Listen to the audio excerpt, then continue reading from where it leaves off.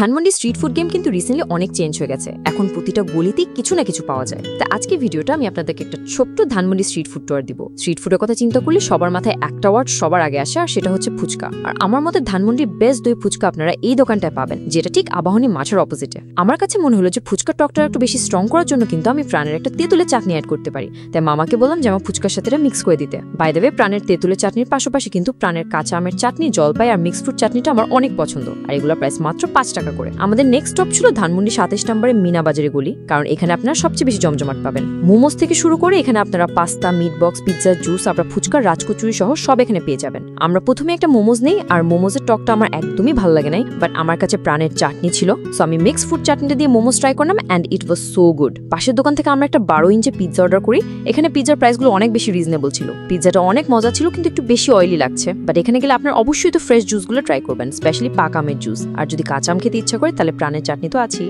এই ছিল আমার ছোট একটা ধানমন্ডি স্ট্রিট ফুড ব্লগ। আপনারা যদি ধানমন্ডির আশেপাশে থাকেন, আপনারা অবশ্যই এখানে যে ট্রাই করবেন। আর আমি এটাও বলবো যে আপনাদের সাথে আপনারা প্রাণের চাটনিগুলো ক্যারি করবেন, এগুলো কিন্তু অনেক বেশি কনভিনিয়েন্ট হয়। আর আপনারা এগুলো যে কোনো সুপার শপে পেয়ে যাবেন। ভিডিওটি ভালো লাগলে অবশ্যই সাবস্ক্রাইব করতে ভুলবেন না।